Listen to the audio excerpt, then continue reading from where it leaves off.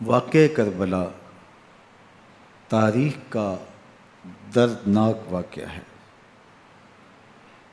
یہ اقتدار کی جنگ نہیں تھی، اقدار کی جنگ تھی۔ دو شخصیتوں کی لڑائی نہیں تھی، دو نظریات کا ٹکراؤ تھا۔ یہ حق اور باطل کا معرکہ تھا۔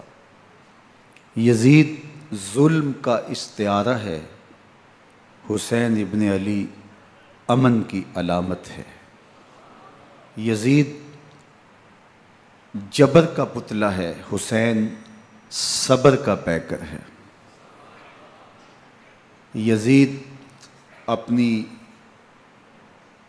بدطینت فطرت اور اپنی طبع ناہموار کے باعث دنیا پر ذلت و رسوائی، ظلم، جبر، جور و زیادتی کی علامت بن کے ابھرا، اور حسین ابن علی رضی اللہ تعالی عنہ حق و صداقت کا نشان بن کے ابھرا۔ کربلا کے تپتے ہوئے ریگزار میں حسینی اور یزیدی دو کردار سامنے آتے ہیں۔ اقبال نے کہا تھا، موسیٰ و فرعون و شبیر و یزید، ایند و قوت از حیات آید پدید، زندہ حق از قوت شبیری است، باطل آخر داغ حسرت میری است، سرخ رو عشق غیور از خون او، شوخی ای مصرع از مضمون او، تا قیامت قطع استبداد کر، موج خون او چمن ایجاد کر۔ یزید بہدل کی بیٹی محسون کا ناپاک بیٹا تھا، اور حسین محمد عربی کی بیٹی فاطمہ کا شہزادہ تھا۔ یزید دمشق کے اطراف میں سرجون اور جریر اختل جیسے اوباشوں کے جھرمٹ میں پل کے جوان ہوا۔ حسین کے گھر کا دروازہ مسجد نبوی کے اندر کھلتا تھا۔ یزید نشے میں دھت ہو کر کے نمازیں چھوڑ دیتا تھا۔ حسین کی کربلا کے اندر بھی نماز تہجد قضا نہیں ہوئی۔ یزید ظلم کا دوسرا نام ہے، حسین امن کی علامت ہے۔ یزید نے زندگی میں ایک مرتبہ حج کیا اور شراب کے مٹکے ساتھ لے کے آیا، اور اختل اور دیگر گویوں اور مغنیوں کو اپنے ساتھ رکھا تاکہ سفر آسانی سے کٹے۔ حسین ابن علی نے 25 حج سواری ہونے کے باوجود پیدل کیے۔ یزید حج بیت اللہ کے بعد مدینہ المنورہ آیا اور شراب کی ایک مجلس بپا کی۔ حضرت امام حسین رضی اللہ تعالی عنہ جب وہاں پہنچے تو شراب کی پھیلی ہوئی بدبو کو محسوس کرتے ہوئے فرمایا، یہ بو کیسی ہے؟ تو نشے میں دھت یزید بولا، یہ شام میں بنتی ہے، اور ایک جام منگوایا اور اس کو پیتے ہوئے دوسرا جام حضرت امام حسین رضی اللہ تعالی عنہ کی طرف بڑھاتے ہوئے کہا، ابا عبداللہ لیجئے۔ تو حضرت امام حسین رضی اللہ تعالی عنہ نے فرمایا، میں اس کی طرف دیکھتا بھی نہیں ہوں، اور پھر وہ عشقی اشعار پڑھنے لگا۔ جب یزید کی شراب نوشی کا منظر امام حسین رضی اللہ تعالی عنہ اپنی آنکھوں سے دیکھ چکے تھے تو مجھے بتاؤ، یزید کے ہاتھ پہ امام حسین کا پاک ہاتھ کیسے آتا؟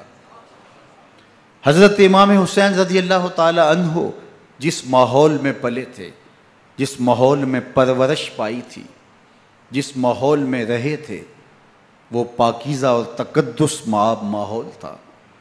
اور یزید کبھی اطراف دمشق میں، کبھی غوطہ میں، کبھی الخضرہ محل میں، اور کبھی کہاں داد عیش دیتا رہا اور لہو و لعب کے اندر مصروف رہا، اور اس کی زندگی ان چیزوں سے عبارت تھی۔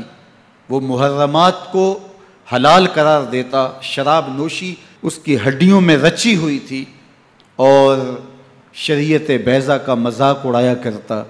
اور حسین ابن علی رضی اللہ تعالی عنہ کی دوستیاں جن لوگوں سے تھی وہ عبداللہ ابن عباس تھے، عبداللہ ابن عمر تھے، حضرت عبد الرحمن بن ابو بکر رضی اللہ تعالی عنہ تھے۔ یزید تو جوا کھیلتا رہا، یزید تو قمار بازی کرتا رہا، یزید تو شراب نوشی کرتا رہا، اور حسین ابن علی مسجد نبوی کے ممبر میں حضور کے پہلوؤں میں بیٹھتے رہے۔ زمانے نے وہ منظر دیکھا کہ سرخ رنگ کے جوڑے پہنے ہوئے حسنین کریمین حجرہ فاطمہ سے نکلتے ہیں، کم عمری کی وجہ سے کبھی گرتے ہیں کبھی سنبھلتے ہیں، اور آقا کریم خطبہ ارشاد کر رہے ہیں، خطبہ چھوڑ کے حضور نے شہزادوں کو اٹھا لیا۔ وہ منظر بھی زمانے نے دیکھا۔ حضرت عبداللہ بن شداد کہتے ہیں کہ حضور سجدے میں تھے اور سجدہ اتنا طویل ہو گیا، ہمیں لگا یا تو وحی کا نزول ہو رہا ہے یا پھر اللہ کا حکم آ گیا اور اللہ کے محبوب کی روح قبض کر لی گئی۔ لیکن میں نے جب نظریں اٹھا کے ننکیوں سے دیکھا تو کیا منظر تھا کہ حسین ابن علی حضور کی پشت پہ بیٹھے ہوئے اور میرے آقا سجدے کو طول دے رہے ہیں۔ اللہ اکبر! حسین کے لیے پیغمبر کے سجدوں کو طول دیا جا رہا ہے۔ حسین ابن علی کبھی ممبر پہ حضور کی اطراف میں بیٹھتے ہیں، وہ منظر بھی دنیا نے دیکھا کہ حضور کے مبارک کندھوں پر حسین ابن علی بیٹھے ہیں اور حضور کی زلفوں کو پکڑا ہوا ہے۔ تو حضرت عمر رضی اللہ تعالیٰ عنہ دیکھ کے کہتے ہیں واہ واہ کیسی سواری میسر آئی حسین ابن علی کو۔ تو میرے آقا مسکرا کے کہتے ہیں عمر سواری دیکھتے ہو سوار بھی تو دیکھو۔ اللہ اکبر!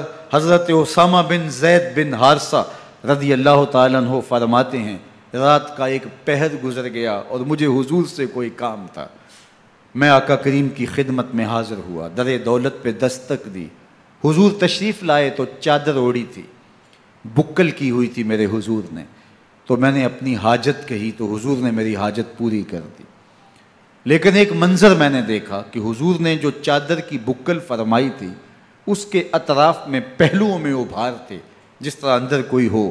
مجھ سے نہ رہا گیا، میں نے پوچھ لیا، میں نے کہا بندہ نواز چادر کے اندر کیا ہے؟ فَكَشَفَهُ، تو حضور نے چادر کو کھول دیا۔ فَإِذَا الْحَسَنُ وَالْحُسَيْنُ عَلَىٰ وَرِكَيْهِ، تو کہتے ہیں میں نے اپنی آنکھوں سے دیکھا ایک پہلو سے امام حسین لپٹے ہوئے تھے، ایک پہلو سے امام حسن لپٹے ہوئے تھے۔ فرمایا یہ میرے بیٹے ہیں، یہ میری بیٹی کے بیٹے ہیں، اے اللہ میں ان سے پیار کرتا ہوں، تو بھی ان سے پیار کر، جو ان سے پیار کرے اس سے بھی پیار کر۔ ان کی محبت کا درس دیا، ان کے پیار کا سبق پڑھایا، کہا ان سے پیار کرنے والا میرے سے پیار کرنے والا ہے، ان سے بغض رکھنے والا میرے سے بغض رکھنے والا ہے۔ ان کی تکلیف حضور کو بے چین کر دیتی تھی۔ حضرت سیدہ فاطمہ الزہرا رضی اللہ تعالی عنہ کے گھر کے قریب سے گزرے تو حضرت امام حسین کے رونے کی آواز آ رہی تھی، تو آقا کریم علیہ السلام نے فرمایا کہ فاطمہ حسین کو چپ کرواؤ، الا تعلمی ان بقاءہ یوزینی، تو جانتی نہیں حسین کا رونا مجھے دکھ دیتا ہے۔ حسین ابن علی کو حضور رونے نہیں دیتے تھے، ان کو دکھی نہیں ہونے دیتے تھے، کیونکہ رسول اللہ صلی اللہ علیہ وسلم جانتے تھے کہ یہ کتنے دکھ سہے گا، کتنی تکلیفوں سے گزرے گا اور کتنے مصائب سہے گا۔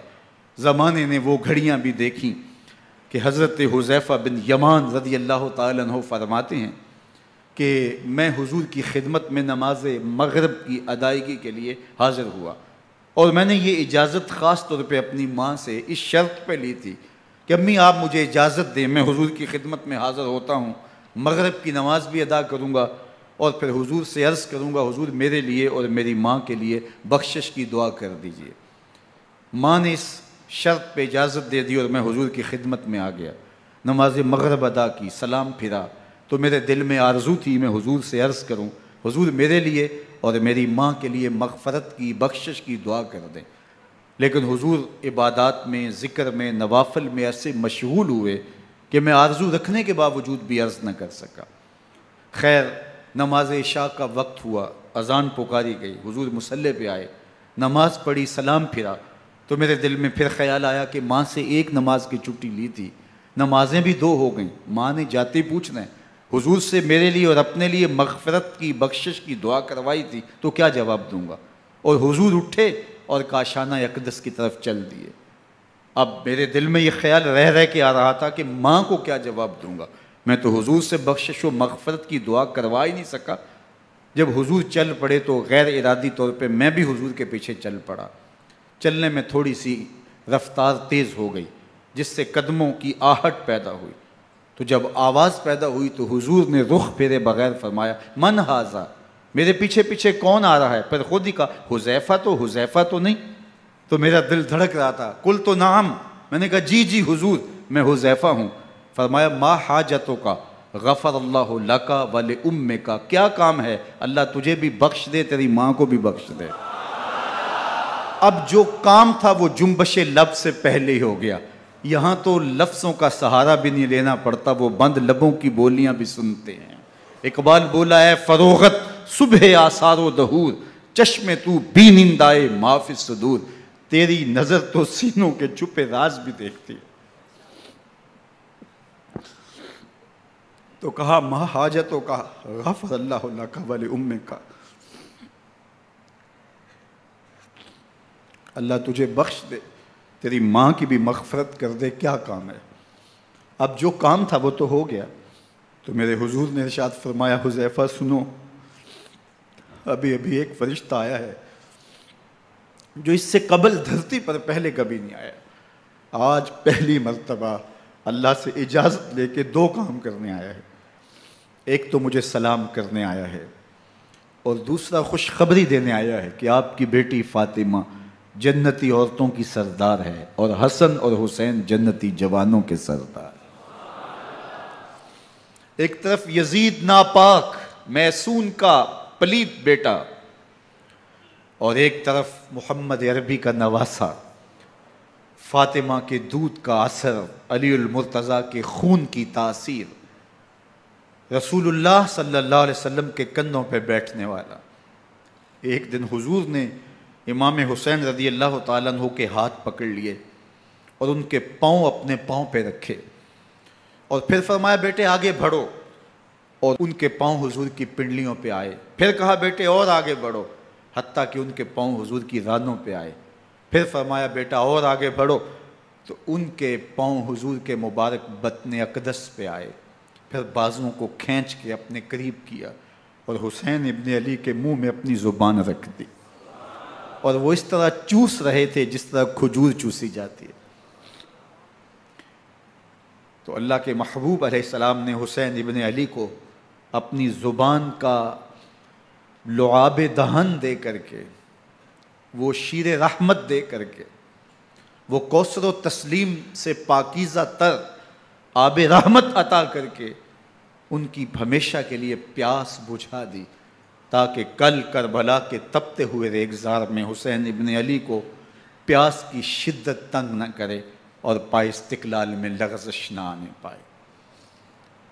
ان نازوں سے پالے ہوئے حسین کو، ان محبتوں سے پالے ہوئے حسین ابن علی کو امتحان بھی اتنے بڑے درپیش تھے۔ یاری تیری سونا پر ازمیشاں تیریاں اگ، سونا پرکھیا جامدہ ہے نال اگاں دے لگ۔ جتنا بڑا شخص ہوتا ہے اتنی آزمائشیں بھی بڑی ہوتی ہیں۔ پیغمبر رحمت کی آغوش میں کھیلنے والا، حجرہ فاطمہ کا جانشین، مصلی رسول کا وارث، منبر رسول صلی اللہ علیہ وآلہ وسلم پر حضور کے مبارک پہلو اور گود میں بیٹھنے والا حسین، حضور کی زبان چوسنے والا حسین، حضور کے کندھوں پہ سواری کرنے والا حسین، آقا کریم علیہ الصلوۃ والسلام کے مبارک سجدے کی حالت کے اندر حضور کی پشت پہ کھیلنے والا حسین، جس حسین کا دروازہ مسجد نبوی کے اندر کھلتا تھا اور یزید کی کرتوتوں کے چشم دید گواہ تھے۔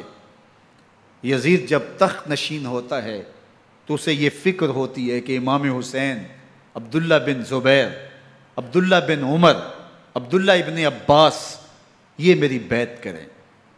اور وہ ولید بن عقبہ کو لکھتا ہے کہ ہر صورت میں ان کی بیعت لو، اور اگر بیعت نہ دیں تو سختی کرو. حضرت امام حسین رضی اللہ تعالی عنہ کو بلاوا آتا ہے کہ آپ کو دارالامارت میں گورنر ہاؤس میں بلایا جا رہا ہے. ولید بن عقبہ کا پیغام آپ کو پہنچتا ہے. آپ اس وقت فرماتے ہیں کہ اس وقت جو پیغام پہنچا ہے وہ کسی خطرے سے خالی نہیں ہے. تو کچھ سواروں کو ساتھ لیا، کہا تم دارالامارت کے باہر کھڑے رہنا، اگر میری آواز بلند ہوئی تو اندر آ جانا، ورنہ تم انتظار کرنا. آپ اندر گئے. ولید بن عقبہ نے مروان کو بھی بلایا تھا. مروان بن حکم یہ گورنر مدینہ ولید سے پہلے رہ چکا ہے، تو اس نے مشورہ دیا کہ سختی کی جائے. خیر ولید بن عقبہ نے کہا کہ یہ خط ہے، حضرت امیر معاویہ کا انتقال ہو گیا اور یزید تخت نشین ہوا ہے، لہٰذا وہ آپ سے بیعت کا مطالبہ کرتا ہے. تو حضرت امام حسین رضی اللہ تعالیٰ عنہ نے فرمایا کہ میرے جیسا شخص یوں چھپ کے بیعت نہیں کر سکتا. اور آپ واپس پلٹے. مروان بن حکم نے ولید بن عقبہ کو کہا کہ یہ موقع ہے جانے نہ دیا جائے، اگر یہ نکل گئے تو دوبارہ تم قابو نہیں پا سکو گے، اور انہیں یہیں قتل کر دیا جائے. حضرت امام حسین رضی اللہ تعالیٰ عنہ نے یہ بات سن لی.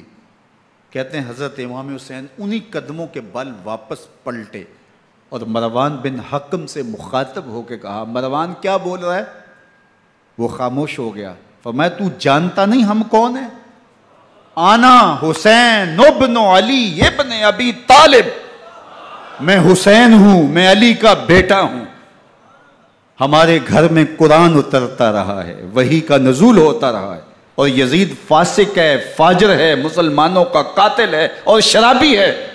میں ڈنکے کی چوٹ پہ یزید کی بیعت سے انکار کرتا ہوں. بس حیدری کچھار سے محمدی شیر نکل آیا ہے. اب اوسان خطا ہو گئے، راستہ چھوڑ دیا، واپس آئے. سیدہ زینب سے ملے.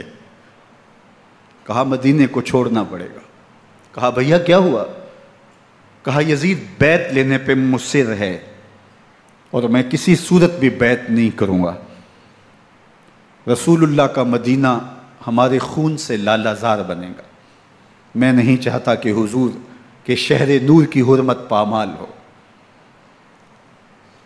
دوستو وہ کیسا منظر ہوگا جب حسین ابن علی نے آخری حاضری حضور کے روضے پہ دی ہوگی. حاجی یا معتمر 10 دن کے لیے، 8 دن کے لیے، 20 دن کے لیے مدینہ المنورہ عارضی سکونت اختیار کرتا ہے، اور حضور کے روضہ انور سے، اس شہر نور سے، ان گلیوں سے، ان بام و در سے ایسا مانوس ہو جاتا ہے کہ جب واپس پلٹ رہا ہوتا ہے ان دعاؤں کے ساتھ کہ دوبارہ آنا بھی نصیب ہو، اور اسے لگتا ہے کہ میں دوبارہ بھی بلایا جاؤں گا، لیکن اس کے باوجود شہر حبیب چھوڑنا قیامت سے کم نہیں ہوتا. اعظم چشتی مرحوم آخری بار جب حضور کے روضہ انور پہ گئے تو بیمار تھے، ویل چیئر پہ تھے. باب بقی سے باہر نکلے تو خادم سے کہا کہ میری ویل چیئر پیچھے سے کھینچو تاکہ میرا رخ روضہ انور کی طرف رہے. اور وہ پیچھے سے کھینچتا چلا جا رہا ہے، اور جب باب مکہ سے پیچھے جنت البقیع کے قریب سے گنبد خضرا نگاہوں سے اوجل ہونے لگا تو اعظم چشتی مرحوم نے کہا، جان بدن سے نکلتی ہے اعظم، جان بدن سے نکلتی ہے اعظم، کوئی آسان ہے مدینے سے جدا ہونا، کوئی آسان ہے مدینے سے جدا ہونا.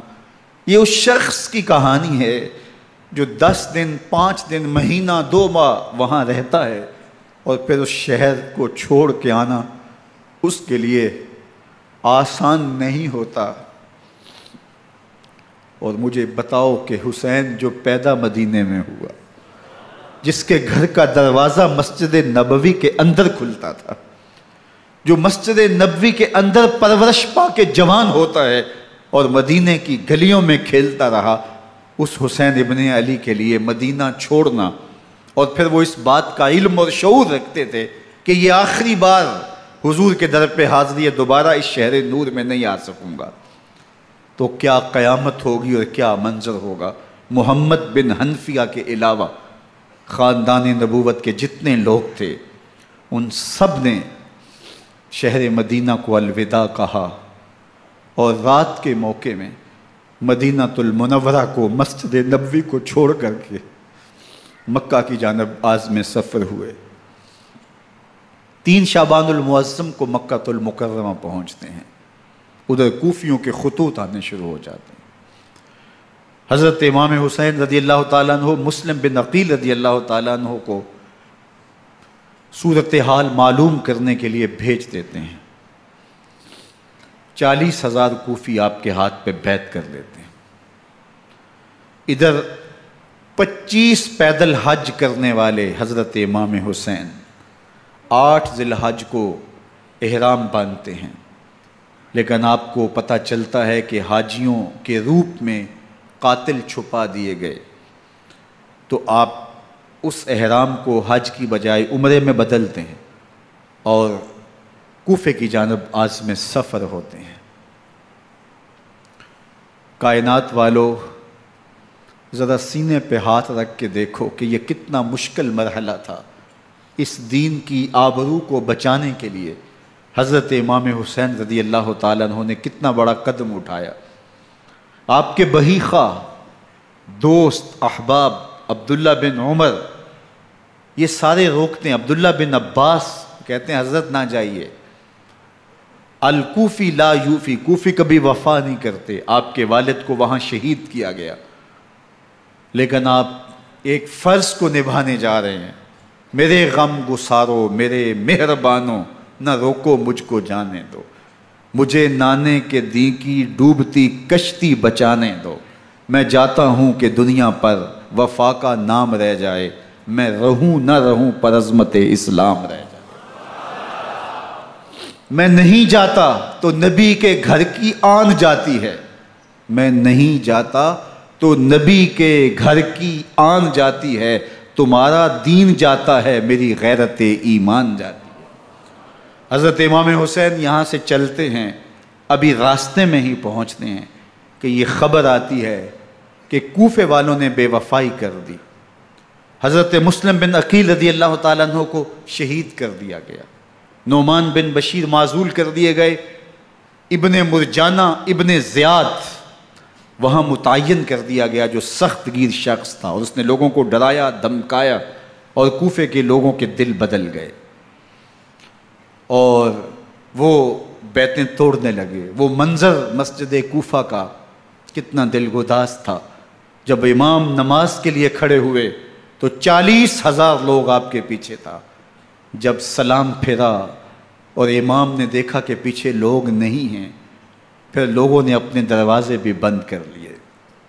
رات کی تنہائیاں ہیں اور حضرت مسلم بن عقیل کو کوئی پناہ دینے والا نہیں ہے، لوگوں نے دروازے بند کر لیے کہ کہیں ہمارے گھر میں نہ آ جائیں اور ہم مشقت اور حکومتی تشدد کا شکار نہ ہوں۔ کتنا دردناک لمحہ ہے حضرت مسلم بن عقیل رضی اللہ تعالیٰ عنہ پہ، اور پھر حضرت مسلم بن عقیل بے دردی سے شہید کر دیے جاتے ہیں۔ آپ ابھی راستے میں ہیں، یہ ساری کہانی پہنچتی ہے کہ حضرت مسلم شہید کر دیے گئے اور بے دردی سے شہید کر دیے گئے۔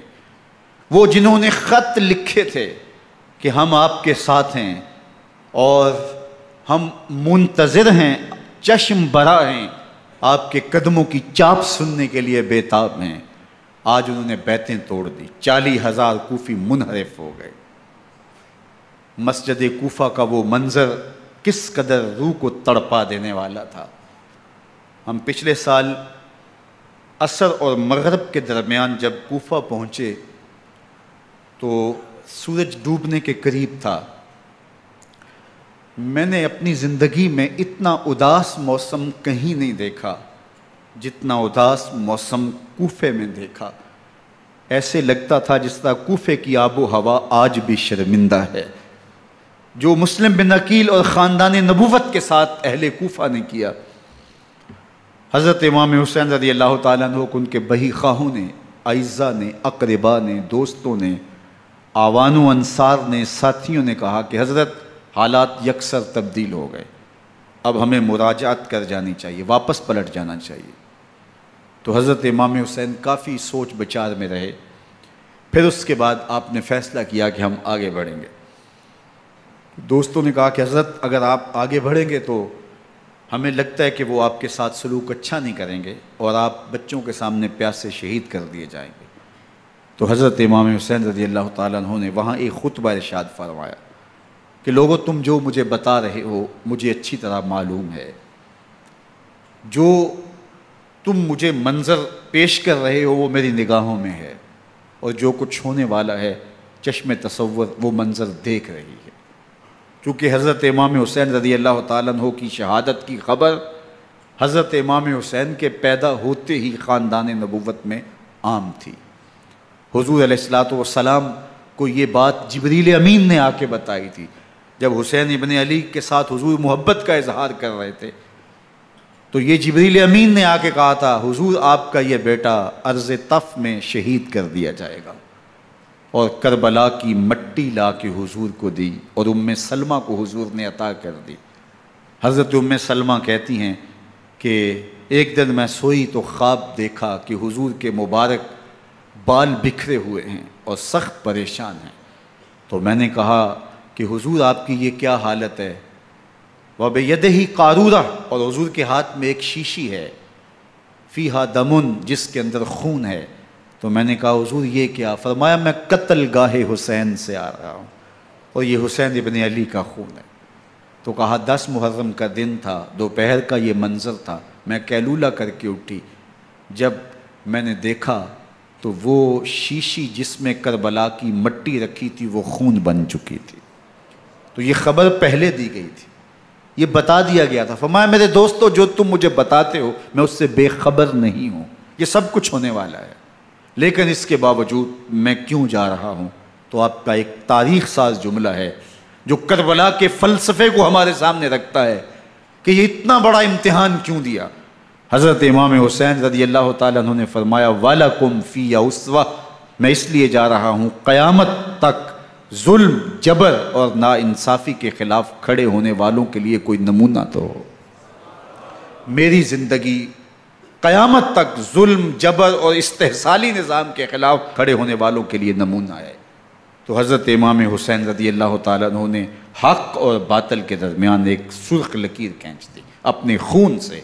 اب حق اور باطل کا امتیاز کرنا مشکل نہیں ہے، کوئی باطل پہ اڑا رہے تو الگ بات ہے، لیکن امتیاز کرنا مشکل نہیں ہے۔ حدود بالکل واضح کر دیں۔ اقبال نے یہاں کتنی خوبصورتی کے ساتھ اس مضمون کو نبھایا۔ سرخ رو عشق غیور از خون او، شوخی این مصرع از مضمون او، تا قیامت قطع استبداد کر، موج خون او چمن ایجاد کر۔ ایک جہاں آباد کر دیا، حق اور باطل کی راہیں اجال دی۔ اب لوگوں کو یزید کا چہرہ پہچاننے میں دیر نہیں لگتی، وقت کے ہر یزید کا چہرہ آسانی سے پہچانا جا سکتا ہے۔ یہ معرفت زمانے کو کروائی کس نے؟ حسین ابن علی نے کروائی رضی اللہ تعالی عنہ۔ تو حضرت امام حسین نے فرمایا کہ جو میرے ساتھ ہونے والا ہے میں اچھی طرح جانتا ہوں، لیکن میں اس کے باوجود آگے بڑھوں گا۔ پھر بڑھے اور کربلا میں جا کے خیمہ زن ہو گئے۔ 7 محرم کو پانی بند کر دیا گیا۔ پانی بند ہوا تو کھانا بھی میسر نہیں تھا، لیکن ذکر پانی کا ہوتا ہے اس لیے کہ کھانے کے بغیر انسان کئی دن کاٹ لیتا ہے، لیکن پانی کے بغیر گزر نہیں ہوتی۔ تو فرات کی نہر سامنے اپنی موجوں کے ساتھ چمک رہی ہے، لیکن ایک قطرہ آب بھی آل رسول کو نہیں دیا جا رہا۔ کائنات کے اندر ایسے انوکھے امتحان بھی ہوتے ہیں۔ وارث ہوں ساقی کوثر کے، مالک ہوں حوض کوثر کے، اور بیٹے ہوں ساقی کوثر کے، اور آج ایک بوند پانی کی بھی میسر نہ ہو۔ صبر کا امتحان ہے، عزیمت کا امتحان ہے۔ حضرت امام حسین رضی اللہ تعالیٰ عنہ خیمہ زن ہو گئے۔ 3 دن تک پانی بند رہتا ہے۔ 9 محرم کو رات کی تنہائی میں حملہ آور ہونا چاہتے ہیں، لیکن آپ نے کہا کہ ہمیں اللہ کے حضور عبادت اور ذکر کے لیے وقت دیا جائے۔ ساری رات ذکر میں گزرتی ہے، عبادات میں گزرتی ہیں۔ رات کے اندھیرے میں آپ چراغ بجھا دیتے ہیں۔ آوان و انصار کو کہتے ہیں کہ ان کی دشمنی میرے ساتھ ہے، انہیں میرا خون چاہیے، اگر تم رات کی تاریکی میں نکل جاؤ تو میں تم سے کوئی مواخذہ نہیں کروں گا، اور یہ بھی تمہارا پیچھا نہیں کریں گے، اس لیے کہ ان کا مطلوب تم نہیں ہو، ان کا مطلوب میں ہوں۔ جب چراغ جلایا تو کوئی بھی نہیں گیا۔ مسلم بن نوسجہ کھڑے ہو کے کہتے ہیں حضرت اگر ہمارے بدن کو 70 بار کاٹا جائے اور جلایا جائے اور ہواؤں میں اڑا دیا جائے پھر بھی آپ کا ساتھ نہیں چھوڑیں گے۔ 70 سال کے بوڑھے ہیں حبیب بن مظاہر، کہتے ہیں حضرت آپ کو چھوڑ کے جائیں کہاں، آپ کو چھوڑ کے جائیں کہاں؟ کوئی ساتھ چھوڑنے کے لیے تیار نہیں ہے۔ پیاس ہے، سخت گرمی ہے، کربلا کا ماحول ہے، 72 افراد اور خاندان کی خواتین میدان کربلا میں خیمہ زن ہیں۔ دوسری طرف لشکر اعداء اشقیا 22,000 کی تعداد میں مقابلے میں، ایک روایت 30,000 کی ہے۔ ان صرف 72 پیاسے لوگوں کے لیے اتنے لوگوں کو جمع کرنے کا مقصد خوف زدہ کرنا تھا۔ شرط ہے کہ یا یزید کی بیعت کر لیں، محاصرے توڑ دیں گے، پانی دستیاب ہوگا، اعزاز و اکرام سے نوازا جائے گا، خزانوں کے منہ کھول دیے جائیں گے۔ لیکن حسین ابن علی کہتے تھے سب کچھ لٹ جائے گا، باطل کے ہاتھ پہ ہاتھ نہیں رکھوں گا۔ اللہ اکبر۔ اب صبح طلوع ہوتی ہے، عاشور کا دن چڑھتا ہے، سورج اپنی پوری تمازت کے ساتھ گرمی برسا رہا ہے۔ آج خاندان نبوت کا امتحان زمانے نے دیکھنا ہے۔ رسول اللہ کا لعاب چوسنے والا اس کے صبر کا آج امتحان ہے۔ حضور کے کندھوں پہ کھیلنے والے حسین کا آج امتحان ہے۔ اللہ اکبر۔ حسین ابن علی تمام حجت کرتے ہیں میں نے تمہارا کچھ نہیں بگاڑا، میں نے کسی کا خون نہیں کیا، میں نے کوئی زیادتی نہیں کی، تم کیوں میرے قتل کے در پہ ہو؟ تم جانتے نہیں میں کون ہوں؟ میں تمہارے نبی کا نواسا ہوں، رسول اللہ صلی اللہ علیہ وآلہ وسلم کے کندھوں پہ کھیلتا رہا ہوں، حضور کا لعاب چوستا رہا ہوں، اور میں بوسہ گاہ رسول صلی اللہ علیہ وآلہ وسلم ہوں۔ لیکن ان اشقیاء کے دل پر کوئی چیز اثر انداز نہیں ہوتی۔ ایک ہور ہے، اللہ اس کے دل میں نرمی ڈالتا ہے۔ پہلے تو امام حسین کو گھیر کے لے کر کے آتا ہے، لیکن بعد میں وہ قافلہ یزید سے قافلہ حسین کی طرف آ جاتا ہے۔ امام حسین فرماتے ہیں تو دنیا میں بھی ہور ہے، آخرت میں بھی ہور ہے، آزادی مل جاتی ہے۔ باقی 22,000 کا لشکر جرار امام حسین کے قتل کے در پائے ہے۔ پھر تاریخ نے خاندان نبوت کا وہ انوکھا امتحان دیکھا۔ حضرت امام حسین کے بچے بالخصوص خواتین پیاس کی شدت میں حلق خشک ہیں۔ حضرت سکینہ تڑپ کے اپنے باپ سے کہتی ہیں کہ مجھے 6 ماہ کے علی اصغر کی پیاس نہیں دیکھی جا رہی۔ بچے کو ہاتھوں پہ اٹھاتے ہیں اور نہر فرات کے کنارے پہنچ کے فرماتے ہیں اشقیاء سے مخاطب ہو کے تمہارا معاملہ میرے ساتھ ہے، اس 6 ماہ کے بچے نے تمہارا کچھ نہیں بگاڑا، اور چلو بھر کے اس کا حلق سیراب کرنا چاہتے ہیں۔ ایک 2 شاخہ تیر آتا ہے جو حضرت علی اصغر کے گلے کو چیر دیتا ہے۔ راوی لکھتے ہیں کہ وہ عام تیر نہیں تھا، جانوروں کو شکار کرنے کے لیے جو بڑے تیر ہوتے ہیں وہ 2 شاخہ تیر تھا۔ وہ گردن کو کاٹ دیتا ہے، خون بہنے لگتا ہے، گردن لٹک جاتی ہے۔ حضرت امام حسین وہ بہتا ہوا خون اپنے چلو میں لیتے ہیں اور آسمان کی طرف اچھال کے کہتے ہیں مالک حسین کی یہ قربانی بھی قبول فرما۔ یہ تماشا لب بام نہیں ہے۔ بچہ بیمار ہو، ڈاکٹر جواب دے دیں، ماں باپ کے ہاتھ پھول جاتے ہیں۔ زندگی کی سانسیں ابھی چل رہی ہوتی ہیں، لیکن ڈاکٹر کہے کہ یہ میرے بس کا روگ نہیں ہے، کہیں اور لے جاؤ، تو زندگی کا لف و نشر غیر مرتب ہو جاتا ہے۔ میں سلام پیش نہ کروں حسین ابن علی کو، 6 ماہ کا علی اصغر ہاتھوں میں دم توڑتا ہے، گردن لٹک جاتی ہے، خون بہہ رہا ہے۔ اب خیموں کی طرف بڑھ رہے ہیں لیکن زبان پہ شکایت نہیں ہے، کہتے ہیں مالک حسین کی یہ قربانی قبول کر لے۔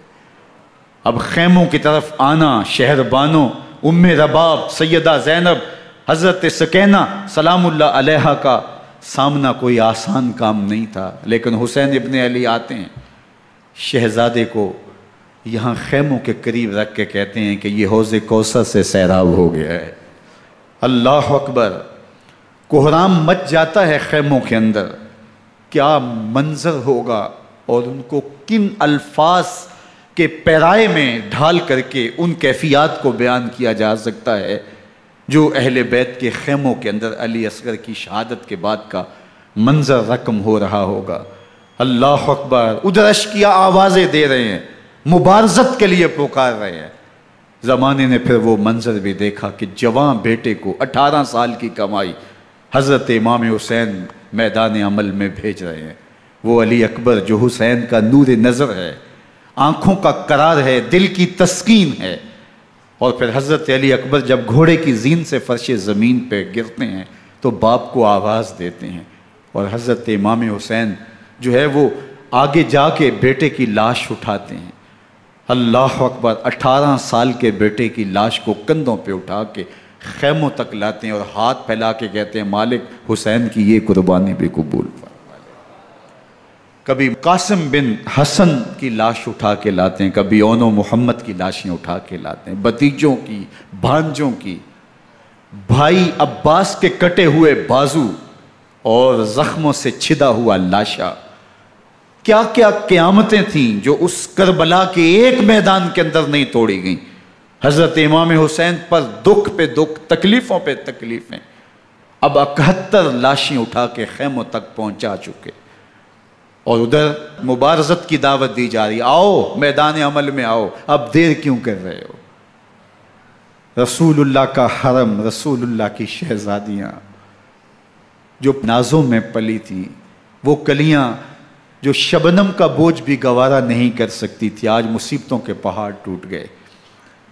حضرت امام حسین کبھی شہربانوں کو، کبھی ام رباب کو دلاسا دیتے ہیں، کبھی حضرت زینب کو کہتے ہیں۔ حضرت زینب کربلا کے اس میدان کے اندر بڑے حوصلے کے ساتھ اپنے بھائی کے ساتھ کھڑی رہی، اپنے 2 بیٹے راہ خدا میں پیش کیے، ان کی لاشیں وصول کیں، لیکن زینب جس جرأت کے ساتھ، جس پامردی کے ساتھ اس سارے منظر کو حوصلے کے ساتھ سہتی رہی، وہ یقیناً حوصلہ سیدہ زینب سلام اللہ علیہا کا ہی ہے۔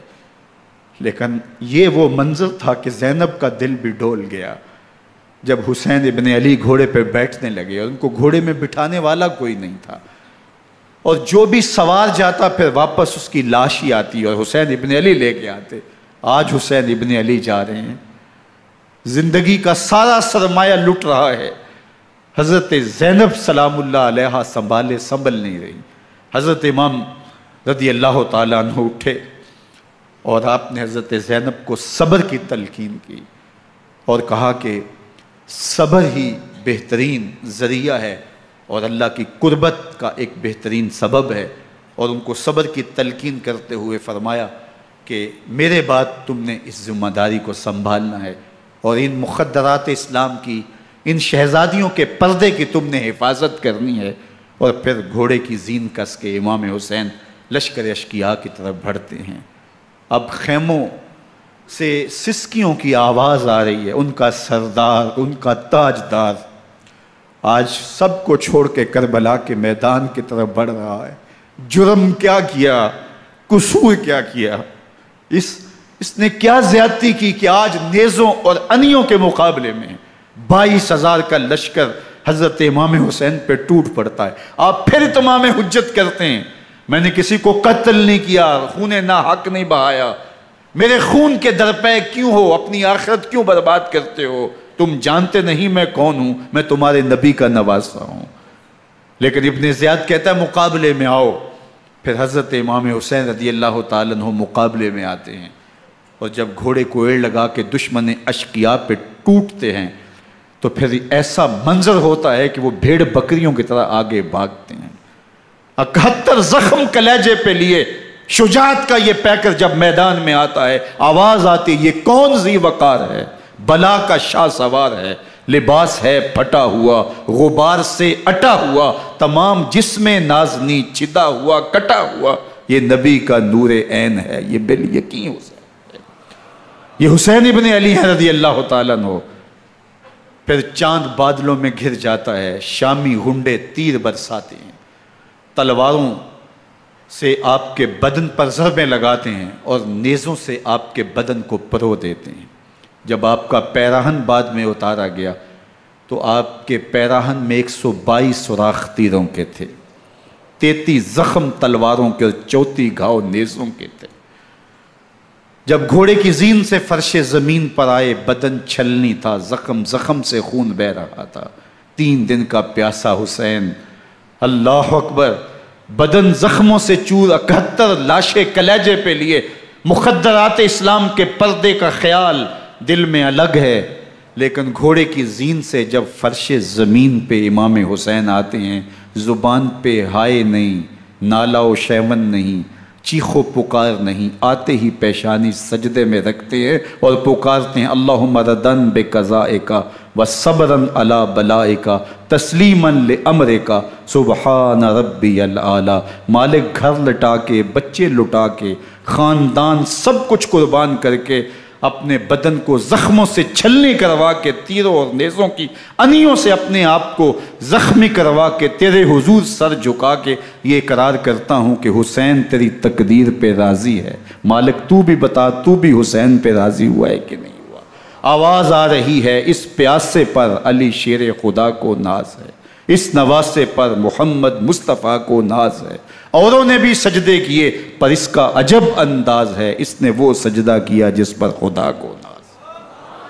حسین ابن علی رضی اللہ تعالیٰ عنہ کا سر انور دست قاتل نے تب کاٹا جب وہ سجدے میں جھکا ہوا تھا۔ یزید نے کہا میں بیعت لوں گا، امام حسین نے کہا کبھی بھی نہیں دوں گا، یہ سر کٹ سکتا ہے جھک نہیں سکتا۔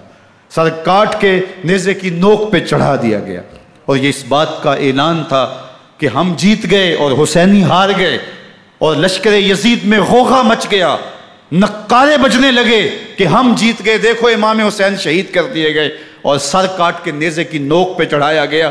لیکن لشکر یزید سے یہ آواز آئی یہ کیسا سر ہے جو کٹ کے بھی سر بلندی ہے، کٹ گیا ہے پھر بھی اونچا ہے، اللہ اکبر، یہ سر سجدے میں کٹا ہے، رب کے حضور عبادت کی حالت میں کٹا ہے، حسین آج بھی سجدے میں ہے، اللہ اکبر، حسین آج بھی سجدے میں ہے، بلکہ کٹے ہوئے سر کا رخ زمین کی جانب تھا اور کٹی گردن آسمان کی طرف، یوں نیزے پہ پرویا گیا، اللہ اکبر۔ ایک شاعر نے نقشہ کھینچا، بآنکھ سر نیزے پہ اور سوئے زمین ہے روح، یعنی سجدہ ثانی کی ہے آرزو۔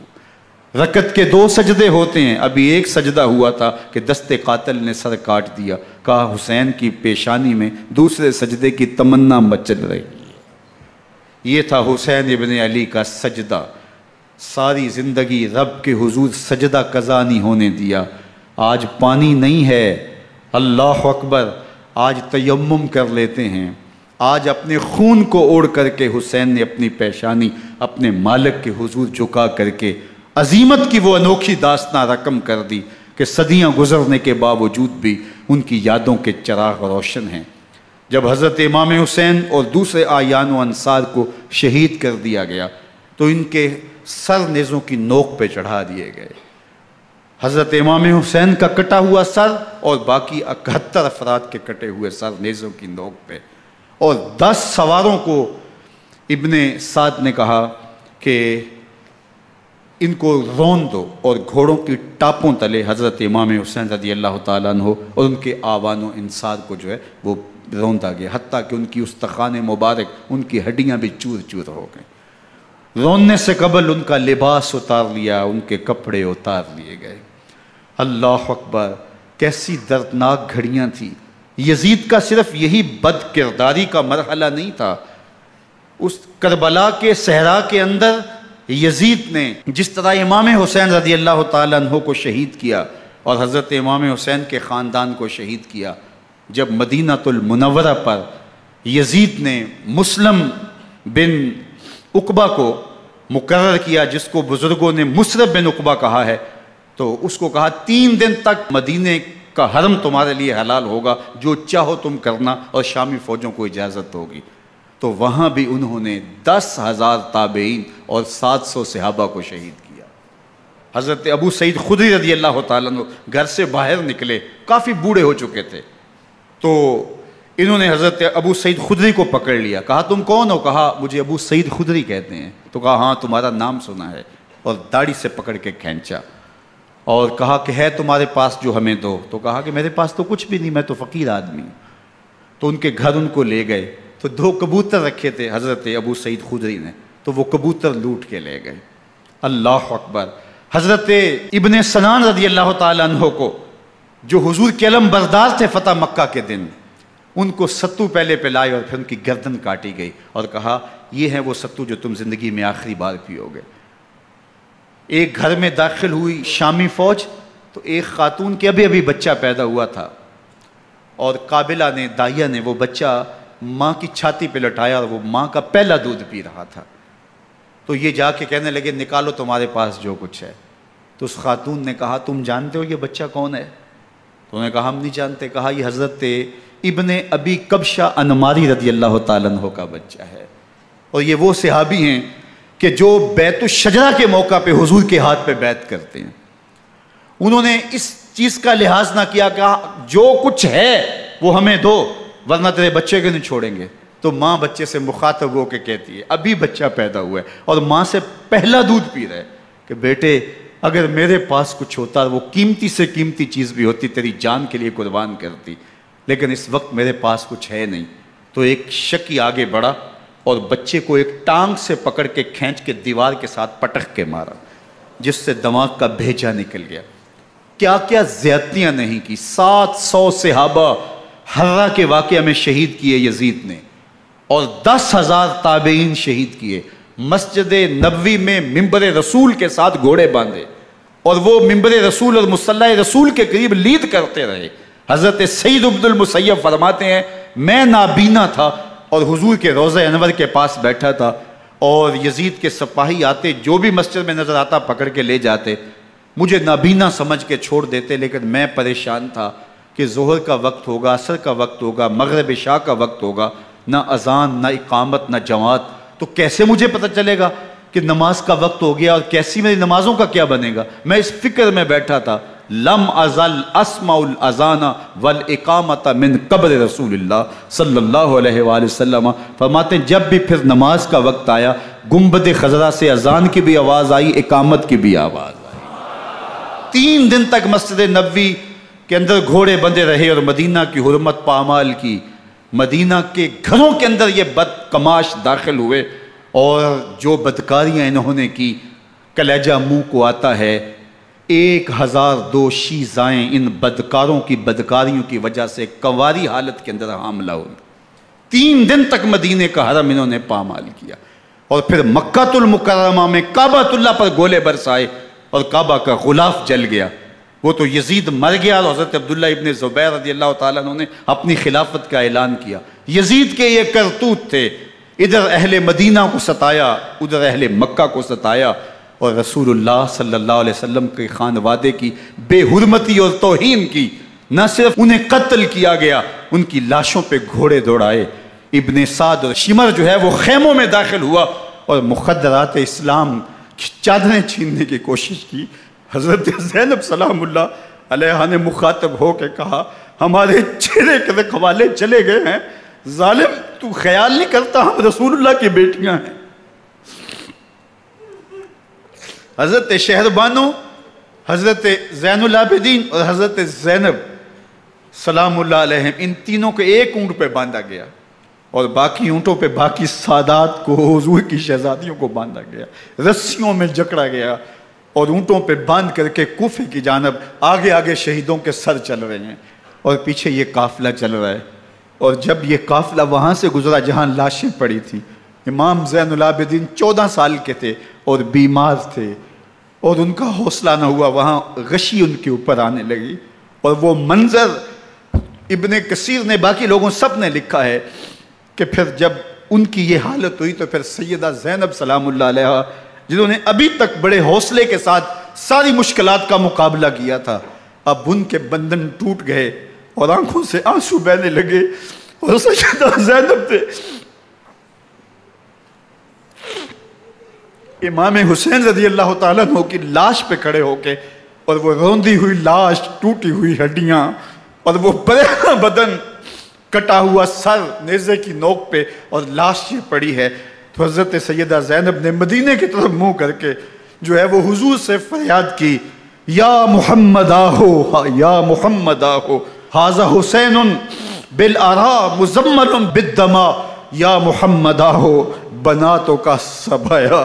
یا رسول اللہ، اے پیارے آقا، یا جد آہو، اے ہمارے نانا محترم، یہ دیکھیے آپ کا حسین پڑا ہوا ہے، بدن سے کپڑے اتار لیے گئے، خاک ہوائیں اڑا رہی ہیں، اور اس کے اوپر چادر جو ہے وہ مٹی کی پڑ گئی ہے۔ حضور آپ کی اولاد کاٹ دی گئی، اور پھر کہا بناتوں کا سبایا، حضور دیکھیے آپ کی بیٹیوں کے ہاتھ باندھ دیے گئے ہیں، اونٹوں پہ کس دیا گیا ہے، سر شہیدہ آگے آگے چل رہے ہیں، اور حضرت سیدنا امام حسین کا آگے آگے سر ہے۔ راستے کے اندر ایک جگہ آئی، رات گزری اور ان کو اتارا گیا۔ رات کا موقع تھا، ایک خاتون آئی اور اس نے کوئی کھانا پیش کیا ان کو، اور کہا کہ میں کسی زمانے میں حضرت سیدہ فاطمہ زہرا کی نوکری کیا کرتی تھی، ان کی لونڈی تھی، ان کی کنیز تھی، اور آج مجھے پتہ چلا کہ آپ لوگ گزر رہے ہیں، تو میں نے کہا کہ میں اپنی مخدومہ کے خاندان کی خدمت کروں۔ اور پھر اس نے کہا کہ اس وقت سیدہ کی گود میں ایک 6-7 ماہ کی بچی تھی جس کو زینب کہا کرتے تھے۔ تو سیدہ زینب نے کہا کہ اماں اگر پہچانتی ہو تو وہ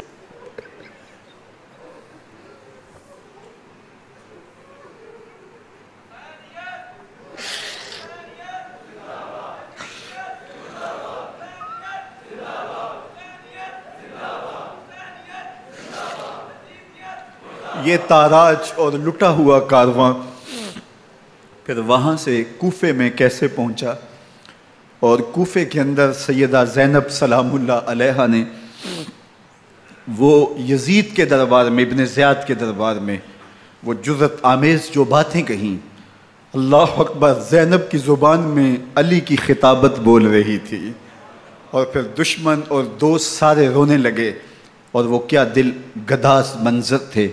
اور پھر یہ سروں کا قافلہ اور سادات کرام کا مشکیں کسی ہوئی ہیں اور اونٹوں پہ باندھے ہوئے، ان کو وہاں سے پھر قادسیہ، اور قادسیہ سے پھر دمشق یزید کے دربار میں پہنچایا گیا، اور وہاں سے یہ لٹے ہوئے خانمہ برباد تاراج لوگ مدینہ المنورہ میں کیسے پہنچے، اور اہل مدینہ نے کیسے استقبال کیا، اور وہ منظر کتنا دلگداز تھا جب اہل مدینہ زینب سے پوچھتے تھے زینب حسین کہاں ہے؟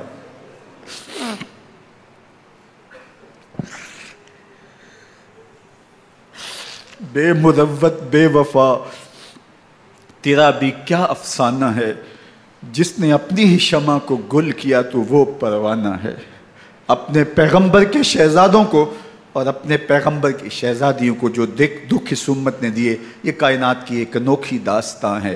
اللہ ہمیں اسوہ شبیری پہ عمل کی توفیق عطا کرے اور ان کے نقوش پاک کی برکتیں دے، اہل بیت کی محبت ہماری روحوں میں جذب کر دے، اور جس عظیمت کے ساتھ، جس حوصلے کے ساتھ انہوں نے دکھوں کو جھیلا، جو دہکتی آگ کے شعلوں پہ سویا وہ حسین، جو جواں بیٹے کی میت پر نہ رویا وہ حسین، جس نے سب کچھ کھو کے کچھ نہ کھویا وہ حسین، مرتبہ اسلام کا جس نے دوبالا کر دیا، خون نے جس کے دو عالم میں اجالا کر دیا، جو کہ سوزے غم کو سانچے میں خوشی کے ڈھال کے مسکرایا موت کی آنکھوں میں آنکھیں ڈال کے۔ اے حسین ابن علی تم پر سلام، نازش آل نبی تم پر سلام۔ ذرا میرے ساتھ یہ پڑھ لیجئے، اے حسین ابن علی تم پر سلام، نازش آل نبی تم پر سلام، تم پہ لاکھوں رحمتیں لاکھوں سلام، اے شہیدان محبت کے امام، لالا گوں لالا بدن لالا کفن، اے چمن اندر چمن، زندگی ہی زندگی تیری حیات اے حیات اندر حیات اندر حیات، افتخار ملت بیضا ہے تو، رب کعبہ کی قسم یکتا ہے تو، فخر کا دل میں دریچہ باز کرنا چاہیے، جن کا تو آقا ہے ان کو ناز کرنا چاہیے۔ وآخر دعوانا ان الحمدللہ رب